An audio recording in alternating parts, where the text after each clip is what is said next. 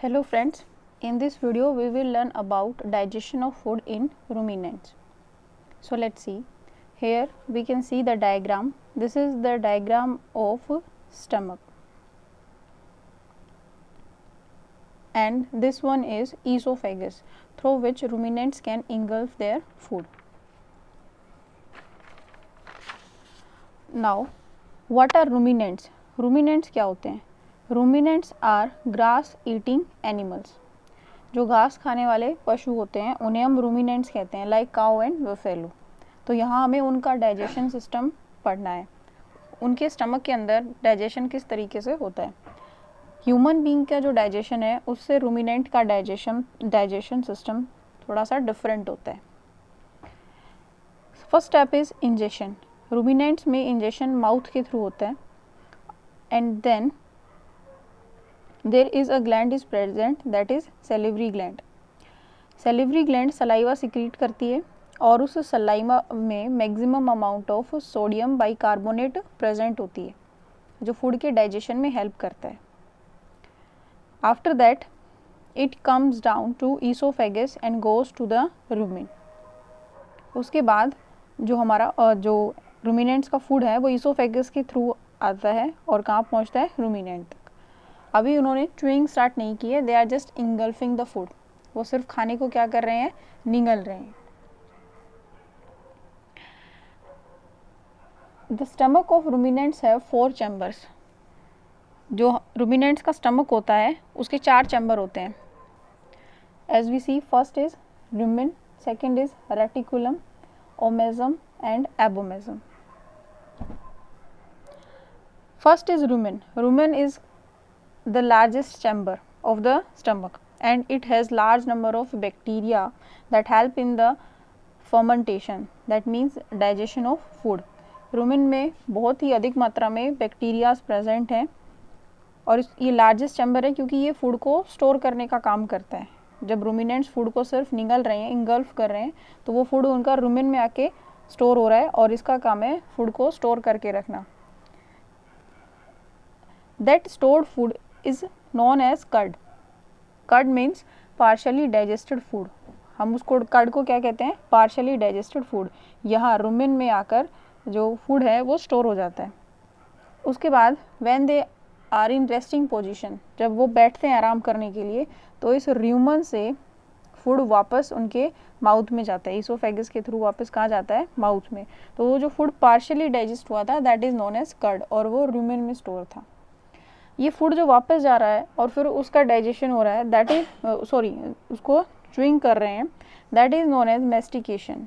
Mastication का मतलब है फूड पार्टिकल्स को छोटे छोटे पार्टिकल्स में तोड़ना. यहाँ पे हम सीक्वेंस देखेंगे. माउथ से फूड रूमेन में आया, रूमेन से फिर माउथ में गया और उसके बाद उसकी च्यूइंग हुई, उसको चबाया गया, then it comes back to rumen and then it goes to the reticulum. अब ये कहाँ जाएगा? रेटिकुलम में. रेटिकुलम में भी फूड का डाइजेशन होता है by the help of bacteria. Bacteria की हेल्प से ही फूड का डाइजेशन हो रहा है रेटिकुलम में भी. Next it goes to omasum. Omasum third chamber है स्टमक का और इसमें बहुत सारे फोल्ड्स प्रेजेंट हैं. ये फोल्ड्स क्या करते हैं? They increase the surface area to absorb water and bicarbonate. ये फूड में से, डाइजेस्टेड फूड में से सारा वाटर और बाइकार्बोनेट एब्जॉर्ब कर लेते हैं. Then it goes to abomasum. उसके बाद वो फूड एबोमेजम में जाता है.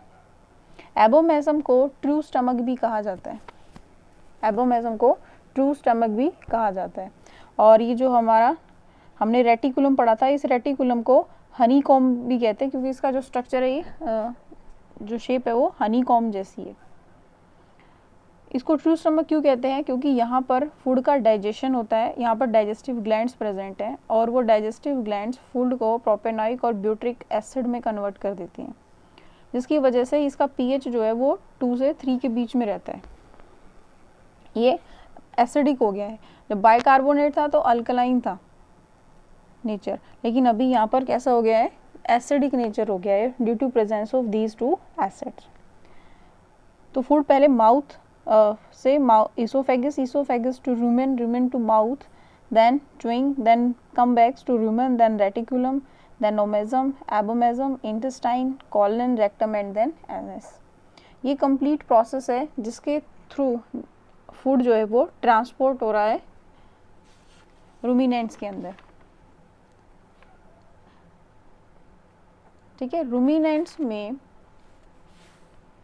फूड जो डाइजेस्ट हो रहा है उसमें प्रेजेंट है सेलुलोज, और सेलुलोज सिर्फ रूमिनेंट्स ही डाइजेस्ट कर सकते हैं बिकॉज उनमें cellulose digesting bacteria that is cellulase वो प्रेजेंट है.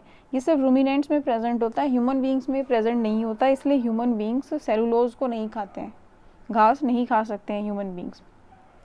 एक यहाँ पर क्वेश्चन बनता है कि रूमिनेंट्स और बैक्टीरिया में सिम्बायोटिक एसोसिएशन है. सिम्बायोटिक एसोसिएशन का मतलब होता है when two different organism live together by mutually benefiting each other. अगर दो डिफरेंट ऑर्गेनिज्म एक साथ रहते हैं और एक दूसरे की हेल्प करते हैं तो उसे सिम्बायोटिक रिलेशनशिप कहते हैं, एसोसिएशन कहते हैं. यहाँ जो सेलुलोज लिया जा रहा है एंड रूमिनेंट्स के द्वारा उसे बैक्टीरिया डाइजेस्ट करते हैं और डाइजेस्ट करने के बाद उसकी एनर्जी बैक्टीरिया एब्जॉर्ब कर लेते हैं. एबोमेजम में जो एसिड प्रेजेंट है वहाँ बैक्टीरिया बिल्कुल ख़त्म हो जाते हैं, उन बैक्टीरिया से जो एनर्जी निकलती है वो फिर रूमिनेंट्स एब्जॉर्ब करते हैं. सो इस तरीके से बैक्टीरिया पर रूमिनेंट्स डिपेंड कर रहे हैं एनर्जी के लिए और रूमिनेंट्स में बैक्टीरिया डिपेंड कर रहे हैं उनके फूड के लिए अपनी एनर्जी गेन करने के लिए. So that's all for now. I hope आपको ये लेक्चर समझ आया होगा.